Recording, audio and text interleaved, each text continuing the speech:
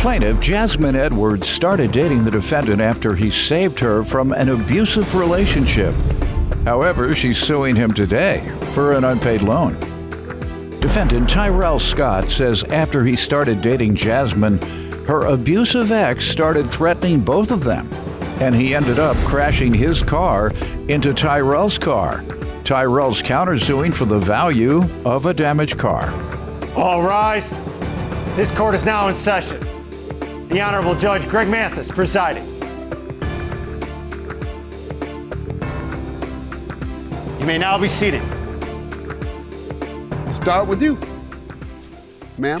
Okay, so I came to New York in 2014, and I got involved with a guy who happened to be one of Mr. Scott's friends. And that's how we met. We were friends through him. But it was a pretty abusive relationship. So Mr. Scott, he used to always try to convince me like that I didn't need to be with him. In 2018, I left my ex, and me and Mr. Scott pursued a relationship. And my ex was mad about that. And then he crashed his car into Mr. Scott's car. Okay. Before we get to that, let me get some information from Mr. Scott, who sounds like a good guy, rescued you from a bad situation. Why don't you give me some background, sir? Yeah, me and Jasmine met in around 2014. I was doing things in the street, so my past life wasn't too much of a good. I knew the wrong people and things like that. So being from New York, I had an opportunity or a chance, I would say. I left New York in 2015, tried to do better or whatever like that, but it didn't work out too good. Where did you live in New York when you were getting in trouble? I'm in the Bronx. Okay, go ahead. Yeah, so I left and went down to Georgia for some years. From 2015, the ending of 2015 to the beginning of 2018 is when I returned back to New York. And upon my arrival back to New York, I picked up with my old job that I had, using my car, working with the power company out here in construction. Yeah. And, you know, Jasmine, she was still up here, and I just wasn't liking the vibes or what was going on, being that she had a new baby, and it was just dangerous. So as a friend, I tried to do what I could do as the best, you know? Mm-hmm. So I ended up taking Jasmine to bring her to a shelter to get away from the guy. Good. And that happened, that worked out. And here and there, she used to come and visit me on the block. This is the problem. The guy lives across the street. I live across the street. I live in a house, he lives in a building. He never really wanted to confront me personally or in my face. So he would try to sneak around or like do weird stuff. So one morning she came to my house and she was calling me before she came there and said he's driving around screaming threats and talking about he's gonna hurt her and me. Fast forward, she comes towards my house. So now I come outside and the guy's in front of my house staring like, oh, you having sex with her, I'm gonna kill you. And she comes, so I tell her to stand by a street pole that was there. So he starts driving around frantic in a circle, trying to hit me and her with the car. He can't succeed doing that. And after a while, he just lines up with my father's house and rams into my driveway and hits my car. And that's the loss and damage of my car. Did you prosecute him? Or? I pursued it just with the paperwork so I could go and sue his company so I could get money for the car. But he ended up telling the insurance people that me and him had a fight before that happened. So they said it wasn't caused by an accident, so I couldn't get reimbursed. I just feel like I'm owed for a car because I'm missing work and try to come back and do the right thing. Now that's your counterclaim, is that she owes you a car for what her ex did, but what is your claim for an unpaid loan, right? So let's get to your claim first about loan. So Mr. Scott has been looking at a new car ever since the accident. So he's been looking, but we had another kid since then, so we haven't been able to really, get a new one. And he ended up finding one for a decent price, and he told me that he didn't have the money. He would be able to pay me back, and I felt bad about the situation, but I still wanted my money back. So I told him, like, okay, I'll loan you the money, but you have to pay me back. He agreed, and when it was time for him to get the car, I made him sign a promissory note just to make sure, because I know sometimes people lie. Good, that was smart. You have, this is it, I'm looking at Jasmine Edwards On page and 1. Tyrell Scott. He is to pay me back by October 20. Yeah, this is binding. And obviously, how much has he paid since October 1 of 20? Anything? None. He's acting like I owe him because of the incident. He hasn't said anything about an inability to pay? Or he just blamed it on that? Pretty much, yes. He's just blaming it on that. At first, he was saying, give me some more time. And then it just turned into, oh, you owe me anyway. Okay. And you all share children together, I thought I heard you say? Yeah, we have one child together. Okay. All right.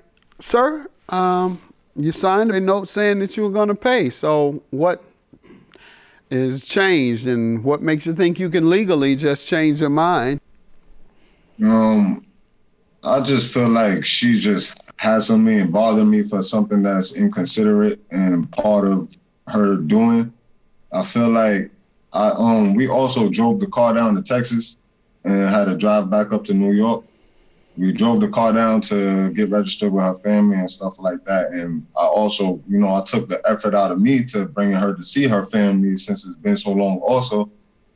There's a lot of things I've been doing for myself and trying to do for the family and for her to make her happy, and things that I wanted to do if I would have already had my car. But it's just been a lot of, I can't get the works at the moment because whatever work was there is temporary jobs.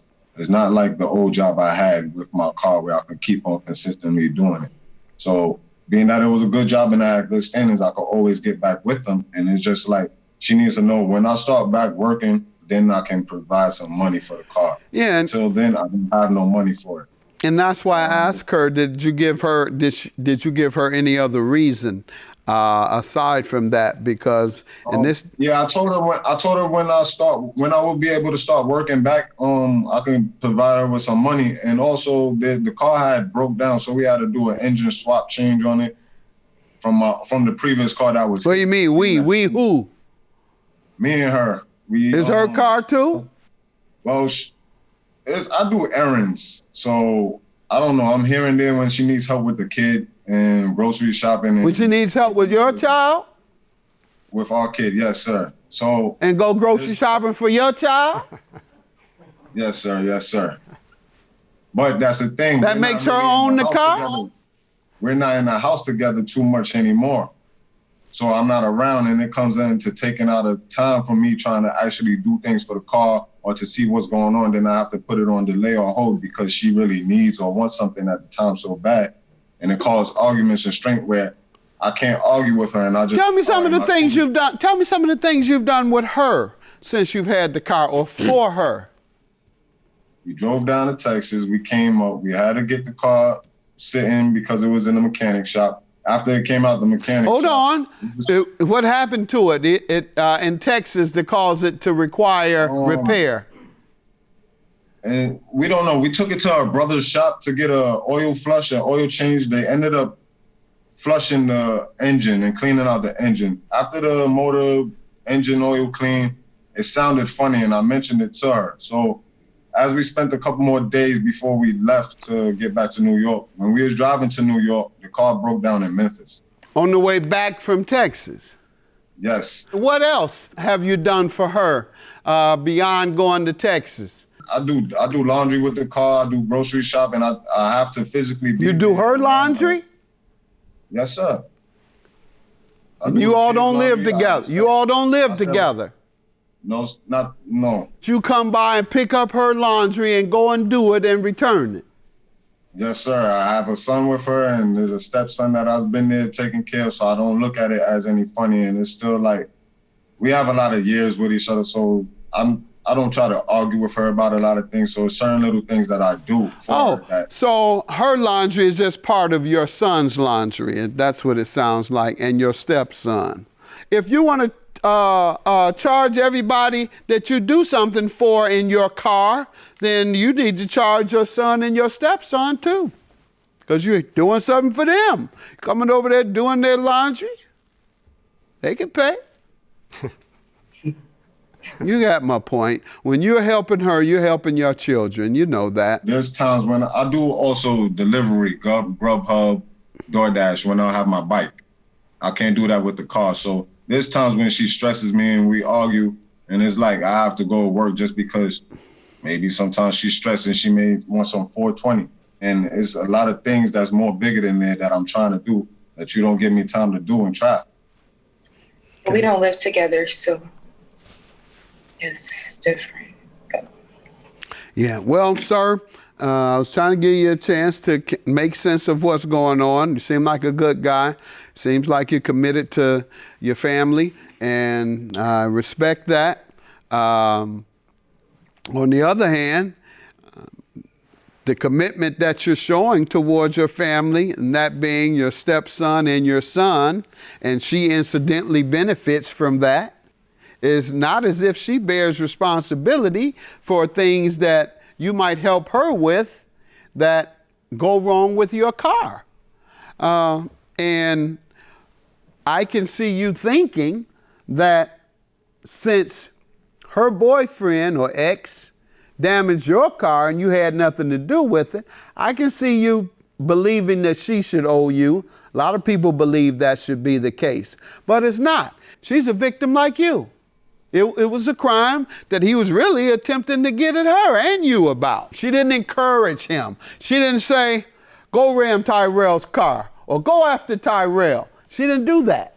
She was running and trying to get away just like you were trying to get away. So he's the one, as you have tried to pursue. So I can't hold her responsible for that. And the loan you agreed to pay, and so I'm going to require you to pay. But ma'am, you should be considerate of the fact that, yeah, a lot has changed with this deadly virus, COVID. And no one's working. A lot of people. You didn't get a stimulus? You didn't get any of that? Yeah, gave me the $1,200, but they don't give me $600 a week. I don't get that stuff. Ma'am, what were you going to say? Yeah, the thing is, my other child's father, the ex, he's been using my son's social to claim on his taxes every year, even though he hasn't seen it. Well, that's the one you should be suing. I tried. Oh, no, that's a crime. You should be reporting him to the feds. This man working every day, trying to do the right thing, doing the best he can by his child and by you and by your child. He says it's his stepchild. He's helping, and this other person is committing a crime. Mm-hmm. So that's who you should go after. Pardon? I've been reporting him to the IRS, but they're just still working on it. Okay, yeah, they swamped right now. They ain't too swamped not to tell me I owe some more taxes. That's right. They ain't that swamped. Sure. Yeah, I thought they were going to forget because they said they weren't going to be forget. Give me that master's file. I think I'm going to pay them their $1,000 because they were having to pay. But Judge owes $1,000. To the IRS, 1,000, Judge? Yeah, I thought they would forget. They busy right now, I thought. No, but you've come a long way, and sounds like when the work is available that you get paid pretty well. Construction is a good paying job, and I think you said another that you engage in, but even working 2 jobs, got a lot of respect for you. All right, a lot of respect for you. But the law is the law, and she has nothing to do with the accident. This was a loan for you to get something else, and so you still have to pay her. $4,500 is your judgment. All right? I got to dismiss your claim, sir. She had nothing to do with it. Have a good day. No problem. Thank you, Your Honor. You ugly. No. Whatever. I want the world to know she ugly. Thank you. And that's all.